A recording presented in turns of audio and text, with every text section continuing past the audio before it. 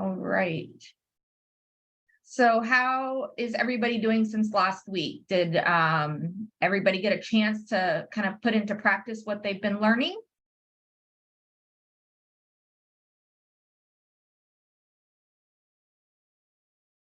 All right. Woohoo, we have a lot of first-time attenders today. That's great, guys. All right, so this is going to be module 2 of 8. We're going to go over a little bit more of codes and geography.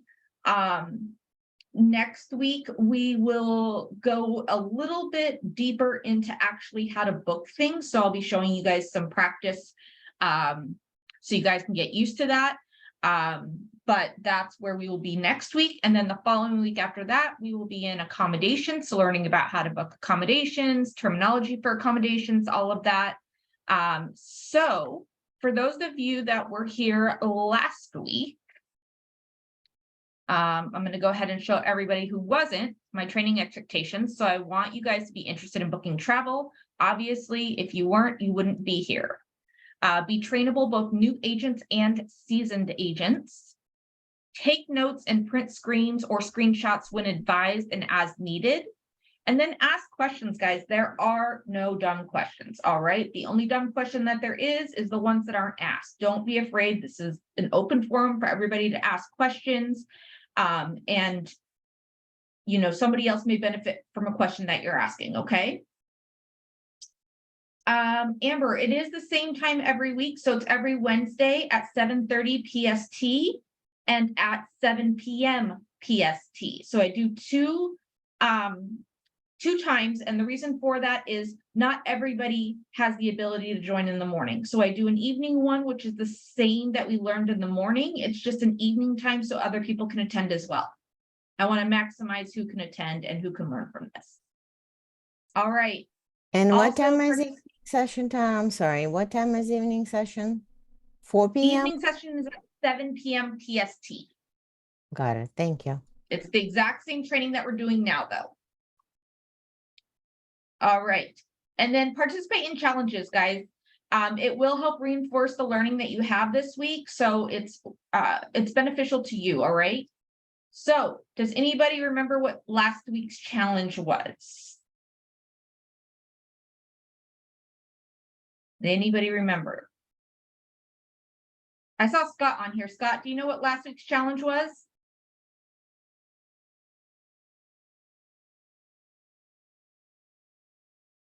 No.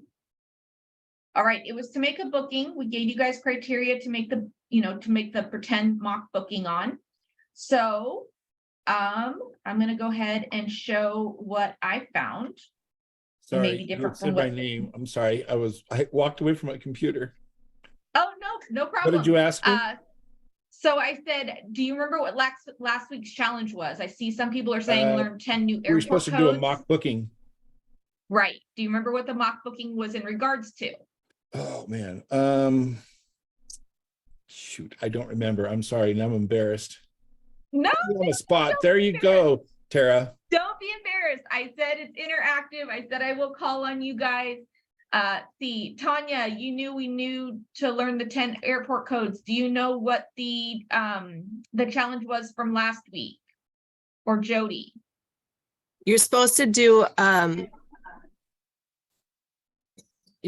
Lucy and Desi travel to Minneapolis to Cancun on a direct flight if possible, and if they want to stay in an all-inclusive.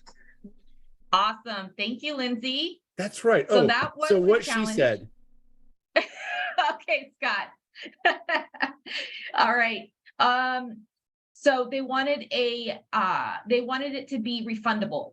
So we wanted a refundable airfare because we said they do not want non-refundable. And it is true. They are going from Minneapolis to Cancun in an all-inclusive. All right. So I'm going to go ahead and show you what I found. It may be different than what you guys found, but this is what I found. Does anybody know why I chose these flights? Because I know that they were asking for direct. Can anybody tell me from last week what direct is? Direct is different from Direct is nonstop. when you, interesting. So direct is when you can fly into an airline, but you don't have to disembark.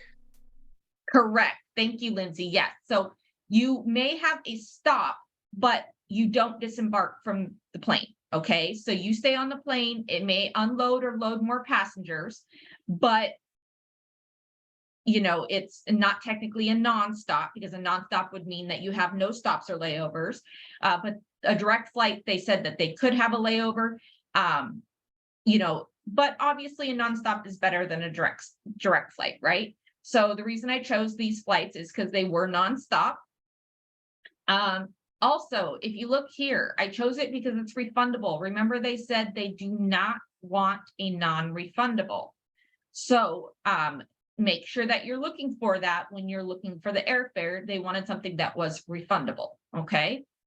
And then I just had a couple folks stay at the property in Punta Cana from Majestic, and they absolutely loved it. So I just chose that hotel because it is an all-inclusive. But other than that, anybody found anything different or cheaper in price?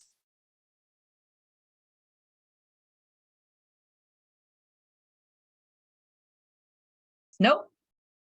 All right. Well, we'll move on if nobody found anything. Give me just a second. All But right. we're supposed to look and compare it to Expedia, for example, for the public option, right? You can. So the one thing about Expedia, if you guys don't know, is Expedia, we only make 50% of the paid out commission. Okay. Whereas Vax, you typically make 80% of the paid out commission. So you can book on Expedia, but you're going to find that your commission is going to be lower. We always want to do what's in the best interest of our client or our customer, right? So cheaper may not always be better. Of course, but what I meant is we just compare it to Expedia to make sure that the prices on Expedia are not cheaper. So when we do on Vax, we need to compare it to Expedia, not necessarily book there, but just to Right. see if it's comparable. You can. One thing about Expedia, and we'll get into this when we do accommodations, is I used to be a hotel manager. Okay. Expedia, and we're going to kind of get back into this again because travel is picking up. When you book through Expedia, you're getting a severely discounted rate, Priceline, Hotwire, all of those, right? Well, a hotel, right? They're looking at their revenue. They want to get the most bang for their buck. So if they've got an Expedia reservation and they're in a sold out situation and they have somebody else who booked direct or through another vendor, maybe that wasn't as discounted, they're going to walk that person if they are oversold to another property. And that's just because honestly, the hotels, they don't make the money off Expedia. They really don't. They have to pay commission on it to Expedia. And then the discounts are so low that they don't make money off of it. So it's really a lose-lose situation in their eyes. They do it because it helps fill empty hotel rooms, but it's not always the best thing revenue-wise for the hotel. So I don't like to book on those discounted sites just because of that reason. I know what can happen. I've had it happen to clients where unfortunately they were walked to a comparable property, but they weren't too happy about it. The other thing too with Expedia is if anybody was a travel agent, pre-pandemic, or if anybody had travel booked pre-pandemic, when the pandemic hit, Expedia's phone lines were so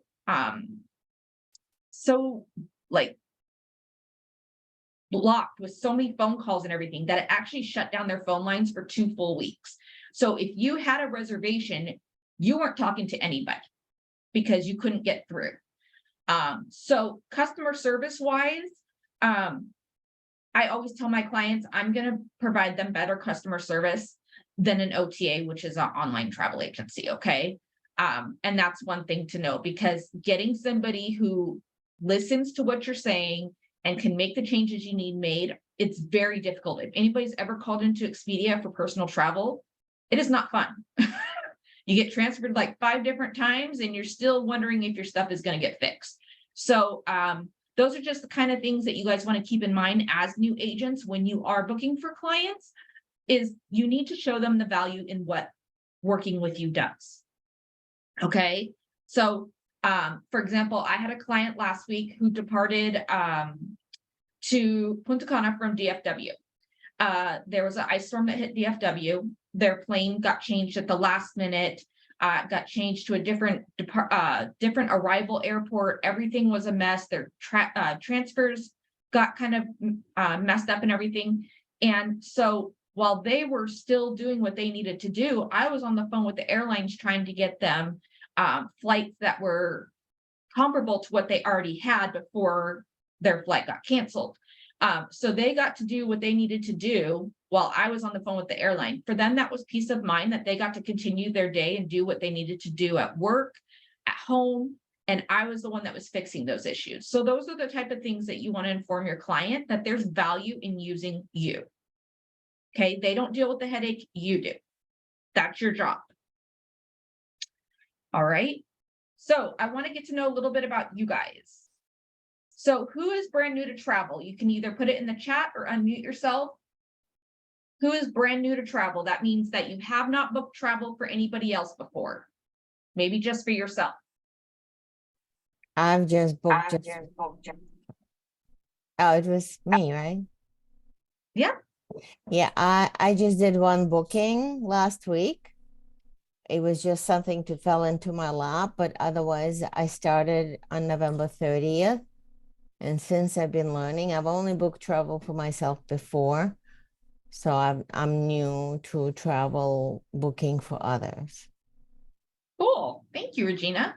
All right. So it looks like a lot of you guys are brand new. What is your favorite mode of travel? And I saw some people put this in there already. Some are cruisers. Do you prefer air, train, cruise, car? I used to hate flying as a child. I would be terrified of flying. Every time my mom would say we'd have to get on a flight to go somewhere, I would like go into panic mode. Now I love to fly. So I see a lot of car and air, cruise and road trips. So you know what your forte is, right? You always want to have a niche when kind of coming into this business. You want to focus on one thing and not everything, right? Everything is not your specialty. You want to know what is your specialty, right? So focus on something that you truly enjoy. If you're a cruiser and you love that and you've been on 5 different cruises and you can't wait to share that with somebody, hey, I think you found your niche, right? I used to be in the wedding industry, so I do a lot of bridal shows and stuff like that. I know how to deal with brides. Do I like it? Not entirely, but it's something that I've worked in. So I know what to expect when working with a bride, right? Trains are fun. All right. So what is your favorite thing about being a travel agent? So far, even if you're brand new, tell me one thing that is your favorite thing about being a travel agent. Let me see that chat box light up. Perks. Yes, we get so many perks. Researching and finding deals, perks, discounts. Yes. I saw somebody saying learning about new places. That is one of my favorite things, right? You don't realize how many places there are to visit until you start learning about them, right? My bucket list went from like 10 places. I probably have close to 100 now, right? It just grows. You just learn about these new places and you can't wait to be a part of it, right? All right, so ignore the module 1.5 agenda. This is going to be module 2.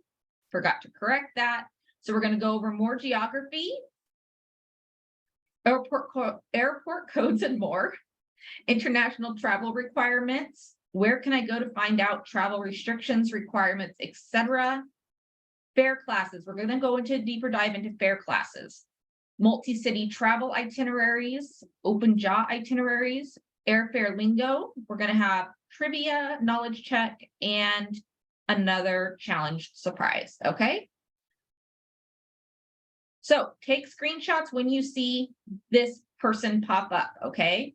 That's me in a nutshell. And so when you see that, that means you're going to go ahead and take a screenshot. All right, guys, more geography. So here is one thing I want you to walk away from today with. Product knowledge is the key to your success. Donna, I haven't posted the recording from last week, but I will go ahead and post it today. So it'll be in the Telegram chats. Product knowledge is the key to success, right? The more you know about the products that you're selling, because you are selling products, right? But you're also selling yourself. The more you know about them, the more you are able to share that with your clients and become, the person that they go to for travel, right? So it really is beneficial to you to learn more things about geography, travel, all of that. When you think of products you sell, you're probably thinking about airline tickets, hotel rooms, rental cars, and more. But what do these items all have in common? They all require a destination, right?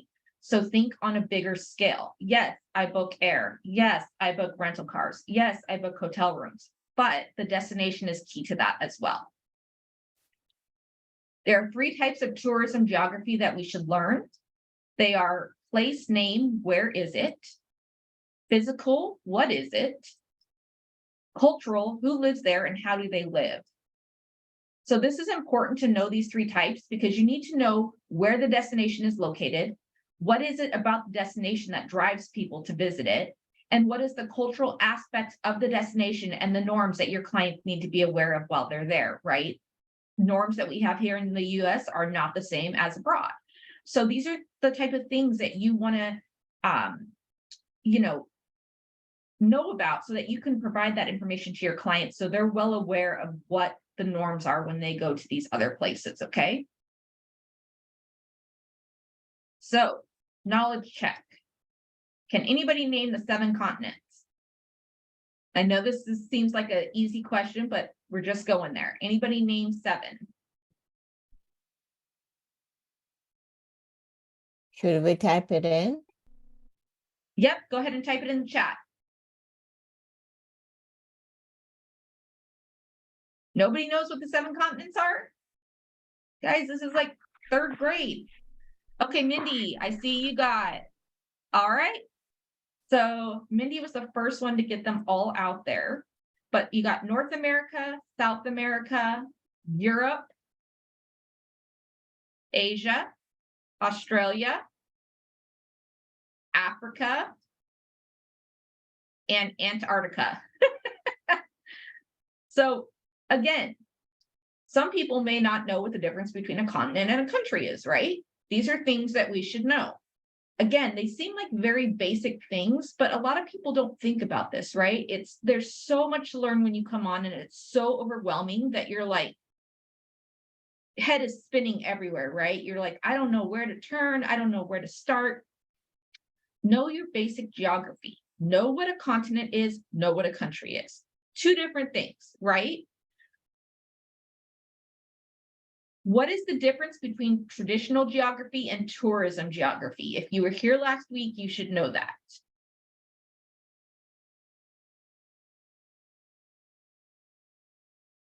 Anybody? Traditional geography is the study of the world and its destinations, presenting what is relevant and practical to the travel professional, okay? Traditional geography is a study of the world and its destinations, presenting what is relevant and practical to the travel professional.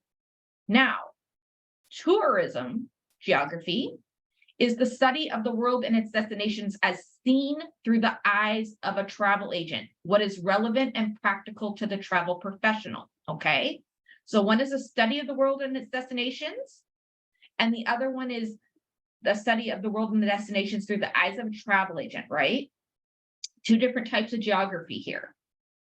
All right, so if anybody wants to take screenshots of this, go ahead and take your screenshots.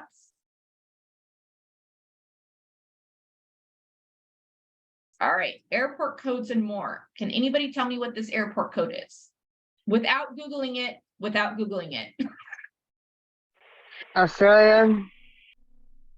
Good guess, Amy, but no, it's not Australia. Mindy said Australia, Karen said Austria. Austria. Texas. It is Austin, Texas, you guys. So again, 2 different types of geography here. 2 different types of geography. What is the difference between traditional geography and tourism geography? If you were here last week, you should know that. Mindy said Australia, Karen said Austria. It is Austin, Texas, you guys. These are things that you can do while you're taking your kids to soccer practice. You sitting in the car waiting for, your groceries to be delivered, if that's the way you do your grocery shopping. Make flashcards and learn these things. I urge you to learn these things. It's so helpful when you're looking at something, you know what it is. All right, what about this one? BWI. We had this one last week too. Baltimore, Yes, Baltimore. What about CHS? CHS. I'll give you a hint, it's domestic. Charleston, It is Charleston. What about CLT? Charlotte, Charlotte, yeah. ORD? oh, shit. Orlando. Yes, Orlando, no, or no, no. O'Hare, Good guess. O'Hare, Yes. O'Hare, Chicago, Chicago, Illinois. O'Hare. So Oregon, this one, right, you guys would think Orlando, right? It makes sense, the 3 letters. Oregon. But what did we learn last week about the 3 letters? They won't always make sense. Orlando is actually MCO. So again, Chicago O'Hare, it doesn't make sense, but it is what it is. BZE, Belize, what is it? Belize, Belize? yeah. Yes, Belize. I saw someone said Brazil. Close, guys. It is Belize. YUL. YUL. Somewhere in Canada. I don't know. Montreal. Montreal. Nope, it is Toronto. Good guess though. So here's one thing to know. Here's a cheat, okay?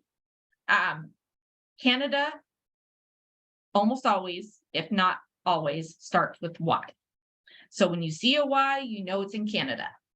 All right? What about VCE? Venice. Ooh, Venice, Venice. Yes. Is it Venice, Italy or Venice, California? or Venice, Again, we Florida. talked about, yeah, so we talked about that last week as well, right? Because you had all the San Juans and San Jose's, right? One was San Jose, Costa Rica, the other one was San Jose, California. You guys need to know the difference between the codes, all right? You don't want to book somebody to San Jose, California when they wanted to go to Costa Rica. Big mistake. ABQ. Albuquerque, Albuquerque. Albuquerque, you guys are correct. So using VAX, okay, I want you guys to find me a flight from LAX. And if you have the ability to do this while we're on Zoom, please do so. Using VAX, please find me a flight from LAX to JFK to CDG to FCO to back to LAX. I want economy class, no basic economy. I want to depart LAX on May 9th to JFK. Then I want to depart JFK on May 13th and go to CDG. Depart CDG on the 18th of May and go to FCO. And then I want to depart FCO on the 23rd and return to LAX on the 30th. All right. I know a lot of you are going, oh my gosh, I have no idea. This is a multi-city itinerary, okay? So what you're going to do is you're going to go into VAX and you're going to go down to the bottom where it says advanced search, okay? That's where you're going to be able to enter the multi-city. Now, does everybody know what these airport codes are? Can anybody tell me the cities that these airport codes go to? And I Los did that Angeles, purposely. New Los York. Angeles, New York. Anybody know what CDG is? France, Yes, Charles de Gaulle, Charles de France. Gaulle. Right. FCO? Italy, Rome. Yes. Thank you. It is Rome, and then we're going to return to LAX. So you have 2 passengers. Remember, PAX is our abbreviation for passengers. They are adults. They just want air, no hotels, and nonstop if possible. All right. So I showed you the picture of what I did, okay? Again, you can do air only, multi-city air only in Apple Vacations in VAX. You cannot do it, in FunJet. So, that is another thing to know. You cannot do air only. Now, as you can see, there is the booking administration, and it actually was an $88 commission on airfare only. So it wasn't a bad commission. But typically airfare does not have commission, so you have to be aware of that. So for those of you practicing this, was anybody able to find a better price with the requirements than $69.14? Remember, it used to be economy class, not basic. And I want the most nonstop flights I can get. Was anybody able to get a cheaper price than this? And never use the word cheaper to your clients. Always say most cost effective. What was the departure date? They are May 9th, leave LAX on May 9th to go to JFK, leave JFK on the 13th of May to go to Charles de Gaulle, depart Charles de Gaulle on May 18th to go to Rome, and then depart Rome on the 23rd. And return to LAX on the 30th. So you're going to spend those 7 nights or so in Rome. Maybe I did something wrong because I went to Apple Vacations. I went to advanced search and I put flight only, but it only displays one spot for me to enter my departure airport location and my return airport. So maybe I did something wrong. I'm not sure. All right. Let me see what I'm going to go ahead and show you guys real quick. So I'm going to go back here. Give me just a second because I'm going to swap my screens. All right. Can you guys see my VAX screen? Mm-hmm. All right. So reservations, vacation packages, Apple Vacations is what we're going to use. Go down here to where it says advanced search, click on advanced search. Then you're going to have to click on multiple destinations. No wonder. Thank you. Yep. When you go to multiple destinations, you guys, you want to make sure that your destination region does not say air and hotel because they only want air. So it would be air only multi-stop.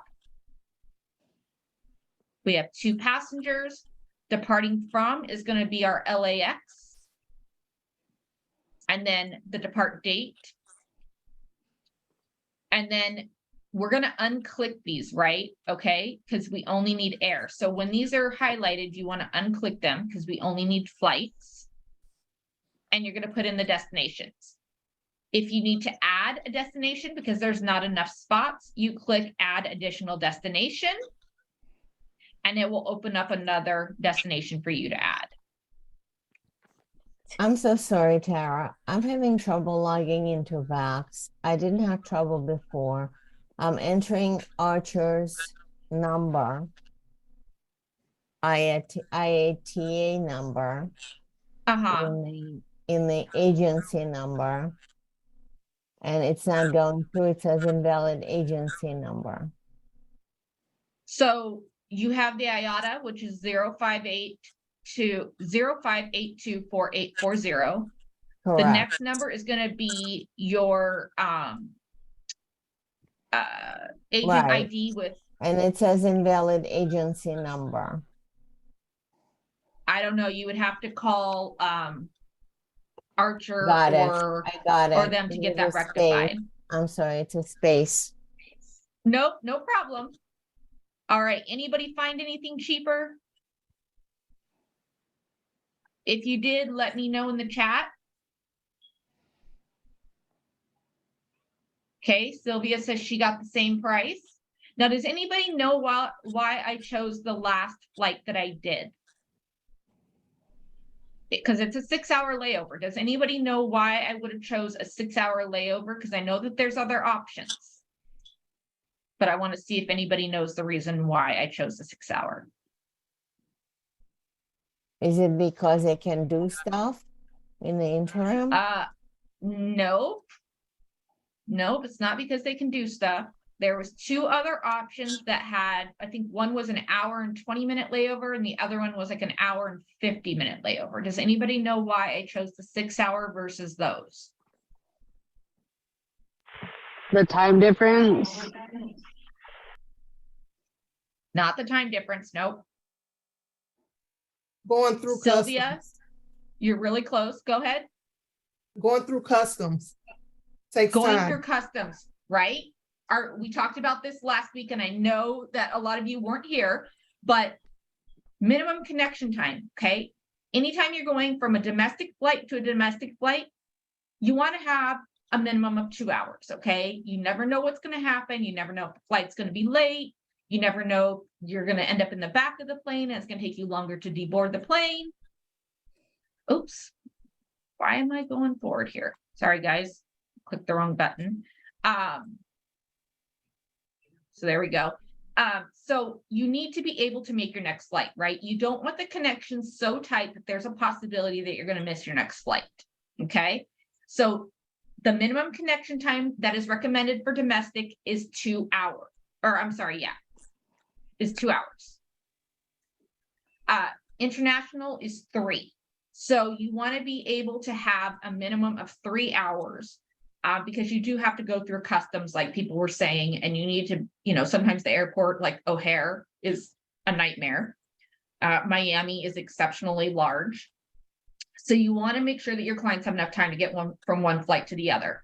So you want to make sure that you're following those recommendations, because if you are the one that books, and let's say you gave your client an hour and 20 minutes and it's not enough time, the airline will try to accommodate them on the next flight out, but they're going to come back to you and say, why did you book me on such a short connection that I missed my connecting flight, right? It's going to come back to you. So you want to make sure that if you have a client that's pushing back and going, well, I don't want to wait that long.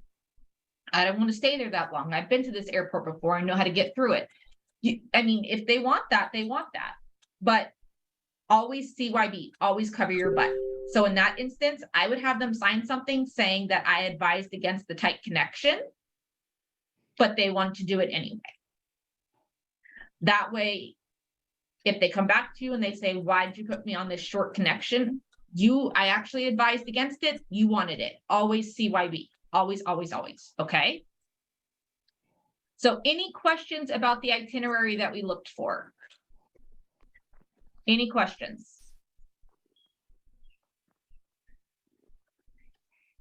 How much did you find that for? I found it for $6,914.06. I got it for $6,542.94. And I'm thinking that's probably because I have not yet completed. I was in the process of working it over. And so I'm trying to listen, think, and do everything at one time. So I'm thinking, do you mind? I hate to be a burden, but do you mind explaining once again, because I think that was the delay in me completing the flight, all the way. What do I need to remember for layovers when they're going other places? Because I see, I'm seeing it says 15 hours for layovers, and that's just from the new JFK to CDG. So I'm like, what? Yeah, you don't want to do that long of a layover unless the client requests it. You want to keep it, domestic. Domestic could be 2 hours. International, you want it to be more than 3. Just to give them that buffer time.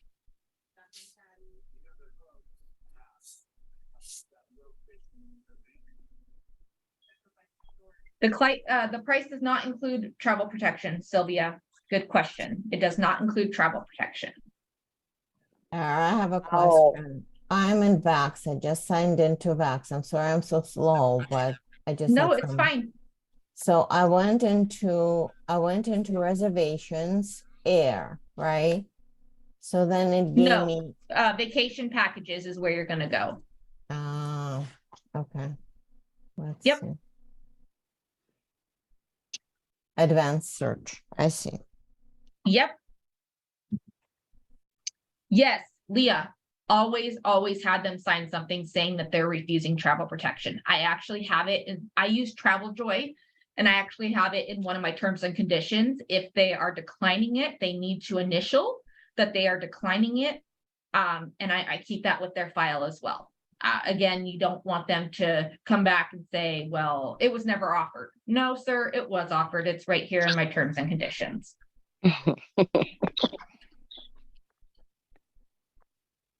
Travel Joy is a CRM that I use. It does cost, it's about $30 a month. There's another one called Travify, which is $39 a month.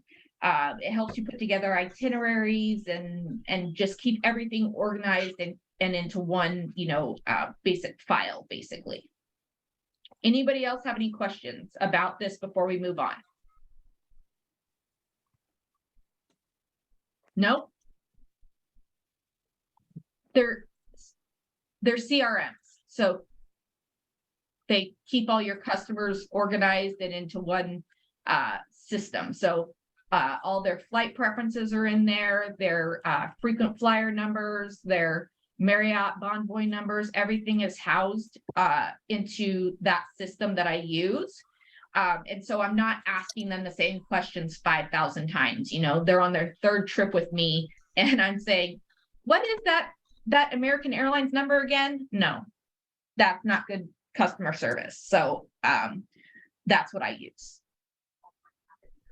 So Travel Joy and Travify. All right. Any other questions? If not, we're going to move on. All right, guys. So we're going to go ahead and go on. So international travel requirements. I want everybody to copy this link. Okay. I want everybody to be able to have this link.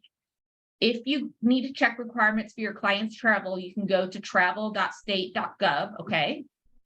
Here you can find information about passport requirements, visa requirements, crisis and disasters, and travel advisories. You can also locate information about COVID-19 requirements, travel insurance requirements, and all other country-specific information, okay?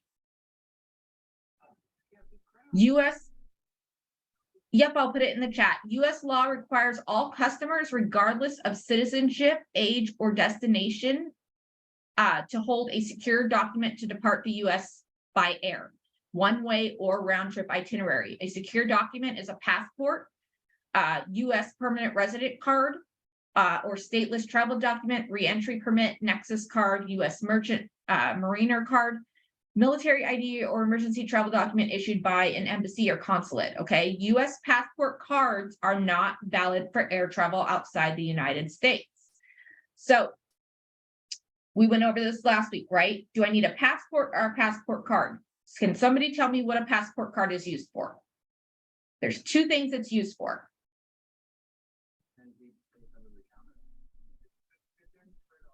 Domestic travel. Okay, what's another thing? Land crossing to Mexico and Canada, right? What's the other thing that you can use it for? Cruises, okay? Passport cards work for cruises. Any type of air travel, they have to have a passport book, okay? So if they're saying, which one do I buy, the book or the card? Now you know. If you are flying, it's going to be a passport book.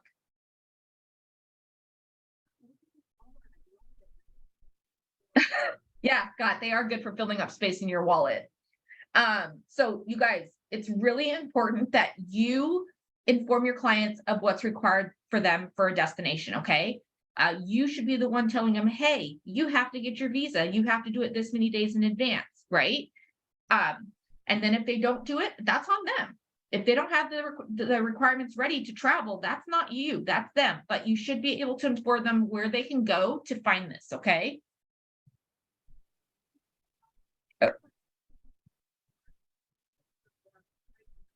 And I will put it in the chat. I'm not gonna do it right this second, but I will put that link in the chat, okay?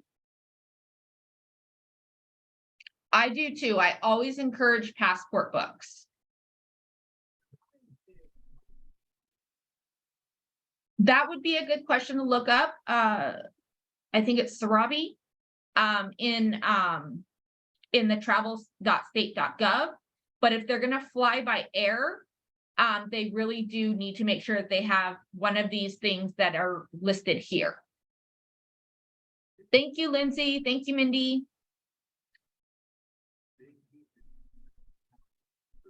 I've seen this a lot in the chat, people asking, where do I go to find this information? So that I have this bookmarked on my browser just so I can access it quickly. So fare classes, basic economy. All of these categories vary by carrier, but typically a basic economy ticket is the least expensive and most restrictive.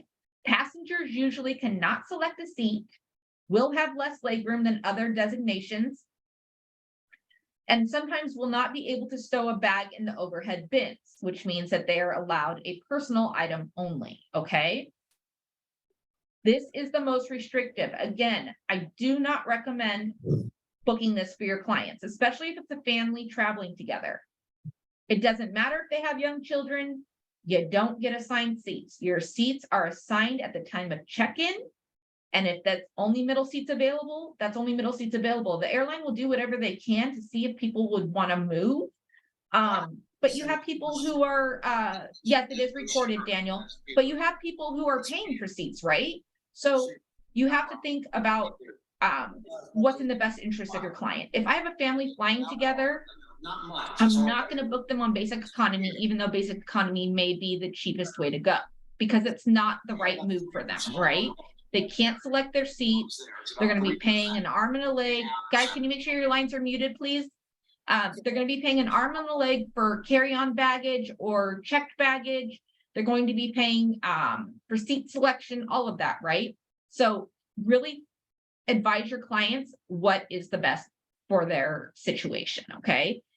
Even if you have a husband and wife, traveling together, again, I don't recommend this because some airlines do allow them to use their status with the airlines to upgrade, but majority of them do not. It doesn't matter what status you are, you can't upgrade a basic economy ticket.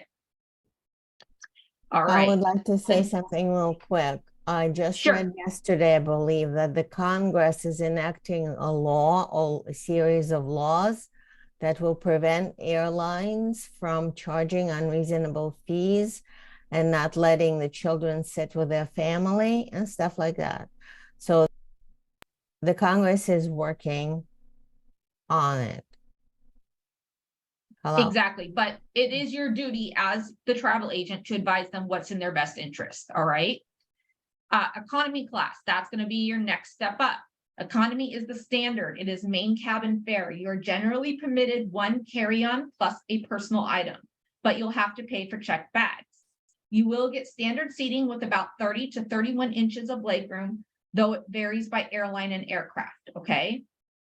So this is typically where, when somebody says they want economy, this is typically where you want to book them, all right? Unless they specifically ask for basic economy, okay?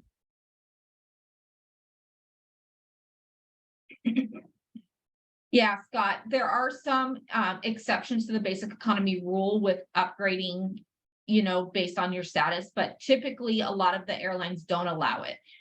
So you have to kind of like look at the airline specifics, but as a general rule of thumb, you want to get kind of accustomed to not choosing basic economy because it may not be in the best interest of the client.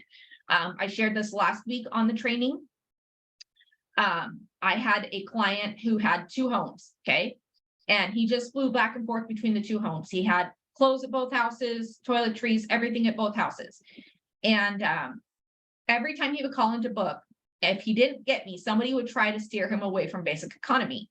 Well, he had 2 homes. He had everything he needed at either home. So he chose basic economy because it was just a means to an end to get from point A to point B. He didn't need luggage. He didn't care where he sat. It wasn't that long of a flight. So you will have clients that do want basic economy for whatever reason it is, but don't always get in the habit of quoting basic economy, because the likelihood of them choosing basic economy over just economy class is low. All right, once they find out they have to pay for seats and all that good stuff. Premium economy. Premium economy fits between coach and business class, both price-wise and in terms of placement on the aircraft. A seat in premium economy directly between the main and business class cabins is measurably more expensive than an economy ticket, often double the price. This is true. If you guys have ever tried to quote somebody economy and then switch them to premium economy, it's usually double the price. So again, you want to really thoroughly qualify your client. What is their needs and what is in the best interest of them, right? This all comes into qualifying when you're qualifying your client, right? You need to know these things. All right, business class is a premium cabin available on international long-haul flights. Seats are typically lie flat or angled, not just recliners. Offering far more space than in economy or premium economy cabins. Service is elevated both in the air from free alcohol to plated multi-course meals, and on the ground from priority check-in and boarding to lounge access. Even within an airline, business class cabins can vary greatly on different aircrafts. Pricing is dramatically greater than economy and often thousands of dollars more no matter what, okay? Again, this is another option, but you want to qualify your clients. Don't assume that you know what their price point is. Never assume that they don't have enough money to fly business or they're not wanting to fly business, but make sure that you're qualifying them correctly, okay? And then, of course, I don't have it on here, but above business class is going to be first class. Any questions on the fare classes? And anybody who wants to take a screenshot can go ahead and do so. Any questions? All right. So moving on, I know I'm getting close to time here. So multi-city travel itineraries. We just practiced one earlier. A multi-city flight is an advanced airline ticket which allows you to travel across the world using multiple stops, greatly increasing the value of your trip by booking extra legs with stopovers in several different cities. Okay. So here I did an example again. You're going to multiple destinations, you're going to add them in, you're going to check what they need, flight, hotel, rental car, etc. Okay, if you need to add a destination, you click on there and that is how you will add it. Can you add travel protection for each flight? You would add it at the top where it says travel protection. You would add that in and it would be for the entire package. Okay. All right.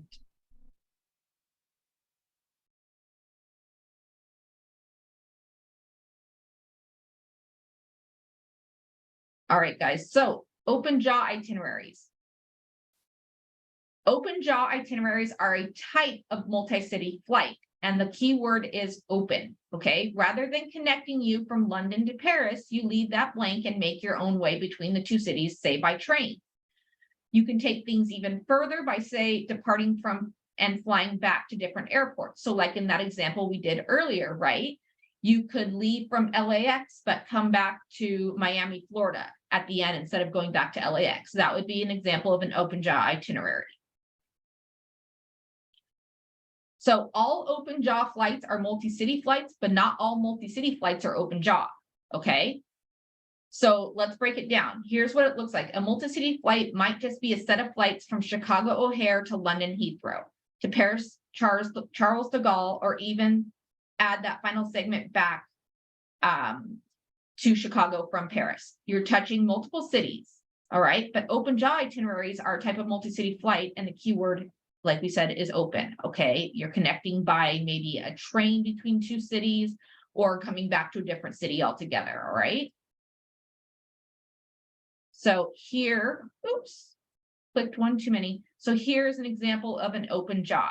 We are starting to depart from London, going to Paris, and then we started in Phoenix, went to London, went to Paris, and then Seattle, okay? Because we changed from departing out of Phoenix. We are coming back to Seattle. Any questions on those?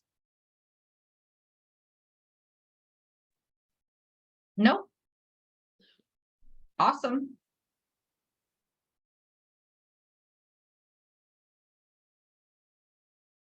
All right, so airfare lingo, guys. Advanced purchase requirement. Ticket must be purchased a minimum number of days before the flight departs. ARC, the Airline Reporting Corporation, is responsible for supervising payments from travel agencies to airlines along with the manner in which tickets are issued to consumers. Availability, the total number of seats allowed to be sold at a particular rate.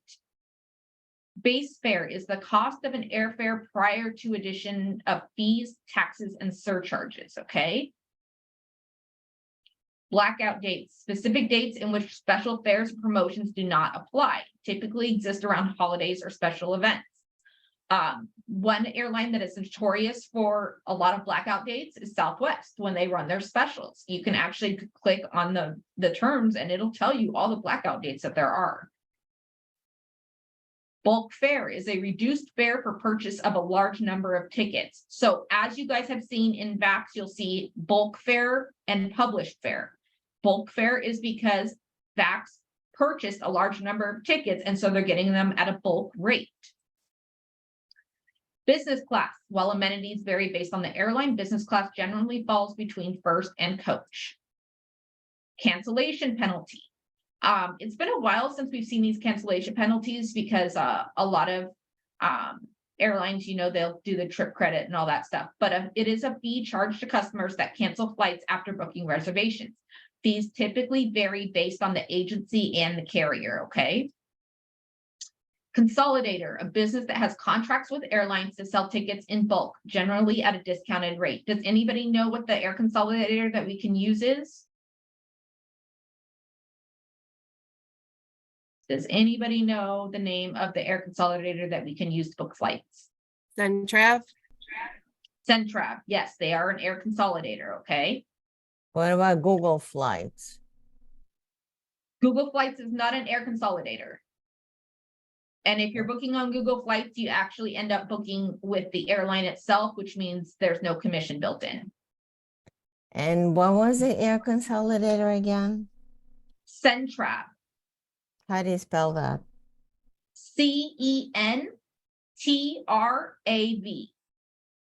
Central. Yeah. And if you book through them, you get commission? You get 50% of the paid out commission. So they have 3 different types of flights. They have, or 3 different types of rates. They have the consolidator rate, the published rate, and then the published rate with commission. So published rate, no commission, published rate with commission, and then the consolidator rate. Marnie Hernandez actually did a training on it last week. So if you look up her YouTube, you can find the training on how to use Centrav. Marnie Hernandez. Yep.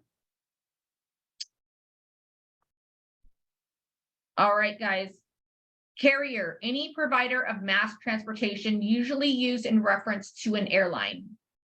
Downtown travel, I don't know that I would consider them an air consolidator, but they might be.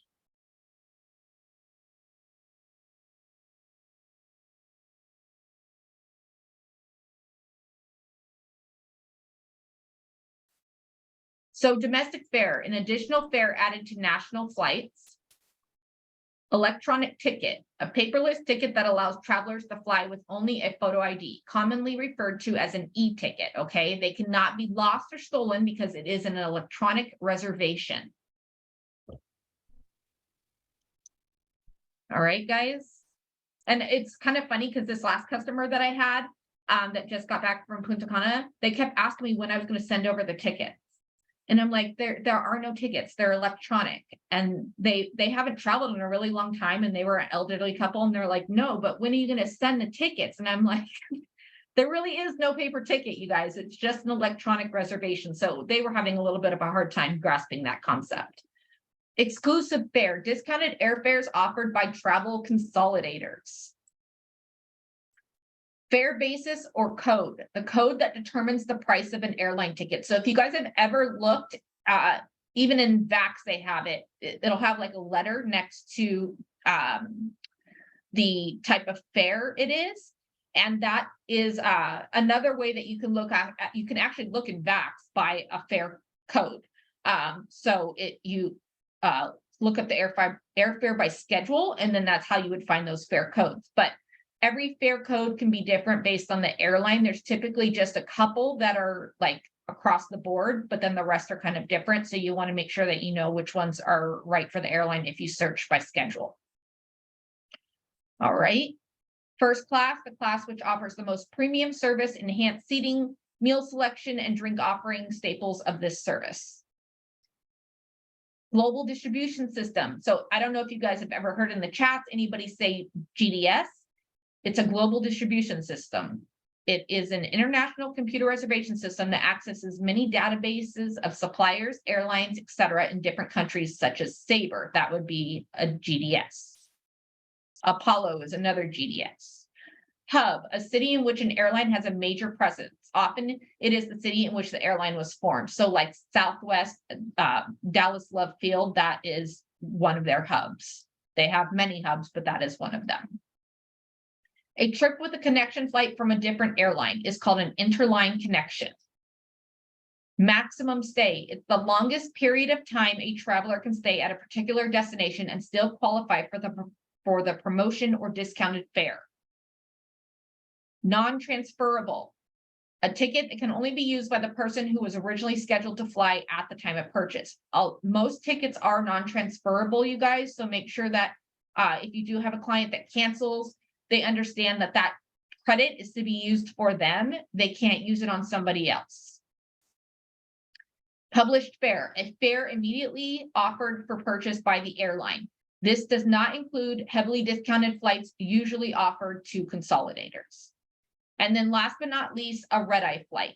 It is a flight in which the travel takes place between the hours of 9 p.m. and 7 a.m. Okay. Again, guys, red-eye flights is something you want to ask when you're qualifying your client, if that's something that they're open to. Some people are open to them, some people are not, okay? Because they fly between the hours of 9 p.m. and 7 a.m. A lot of overseas are red-eye flights, so they may not have a choice in that. But that's always a question to ask when you're qualifying them, okay? Any questions on any of these?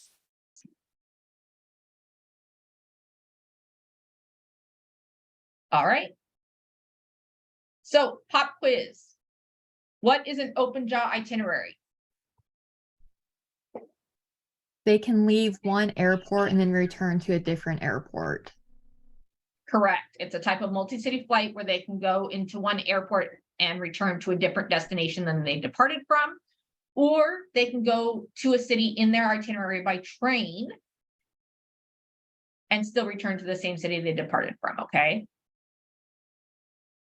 What is business class? Business class generally falls between first class and coach. All right. What is the airport code SDQ? Anybody know what the airport code for SDQ is? What airport is that? I want to say South Dakota, but I know that's wrong. No, it's not South Dakota. Good try though. I appreciate you taking a stab at it. It is Santo Domingo. Name one difference between economy and business. Business is more expensive, but you have more perks like leg room, meals, seats recline all the way down. Yes, yes. So plated meals, lay flat seats, free drinks. And when I say free spirits, alcoholic drinks, right? And then what is a red-eye flight? We just went over that. A flight between 9 p.m. and 7 a.m. Yes, an overnight flight between 9 p.m. and 7 a.m. Okay, so here's our upcoming modules. Okay, guys. So next week will be module 3. We're going to do flights deeper dive. So this is where I'll actually show you how to book the different itineraries. We'll use Centrav and VAX so that way you guys can see the difference. And then the week prior or the week after that would be accommodations. Module 5 after that will be deeper dive into hotel bookings. And module 6 will be cars and land transportation. Module 7's to be determined, but I'm thinking it's going to be tours, and then module 8 will probably be cruises. All right. That's really excellent. It's one of the Yes. best trainings I've gotten. I mean, all of them are good, but this is really valuable. Thank you. Yeah, this has been You're really good. welcome. Yes, All very, right, guys, very so this is- informative. Thank you, Donna. This is your guys' challenge for this week, okay? So we have passengers, Tom and Jerry, they want to travel from Honolulu to LHR. They want a one-stop flight if possible, and they want to stay in a 4-star property near the London Eye, okay? If able to find a one-stop flight, what is the best pricing you found? And they want a non-refundable ticket, okay? I want you to practice putting together multi-city open jaw itineraries, right? The reason I want you to practice them is they are a little bit more difficult than just regular round trips. So knowing how to do them, when you get your first one, then you won't be like panicking, right? And then learn 10 domestic airport codes and 10 international airport codes, all right? So go ahead and take your screenshots of this. How would we do the multi-city open jaw? We should design it ourselves. It would be easier if you maybe gave us an itinerary that would be multi-city open jaw. Because Well, I don't even multi-city and know open what jaw you can do. cities. You can do either or. So it could be a multi-city, it could be an open jaw. Multi-city, remember, you're going to start in one destination, right? And you're going to go to multiple cities. So you can choose those cities. You know, if you've never traveled multi-city, think about what you would want to do. Mock bookings basically are just practice bookings. And the way that you create them is think about places you want to go to.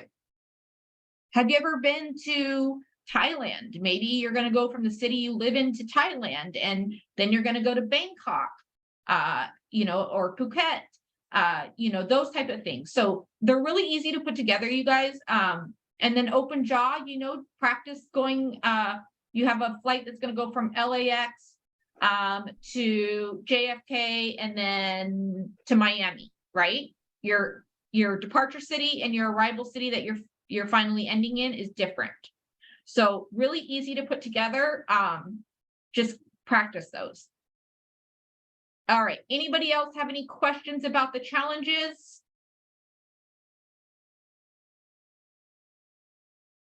All right. So I'm going to open it up to questions. We're 1 minute over.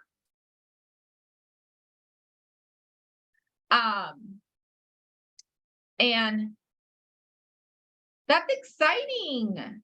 You just had your first multi-city trip that you booked. I've got 3 of them leaving in May. So any questions, guys, go ahead and feel free to ask them. It could be related to what we learned today. It could just be a general question. And then I will go ahead and get the recording from last week and this week posted, hopefully today. And then we will be on again next week learning about accommodations. If you guys know anybody that wasn't able to make the training today and they can make tonight's training, go ahead and let me know or let them know in the chats and we can get them on that, okay? Do you know when the next module is going to be? It'll be next Wednesday, same time. Okay.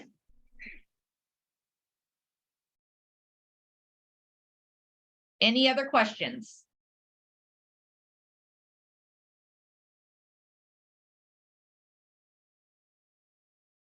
Nope. All right.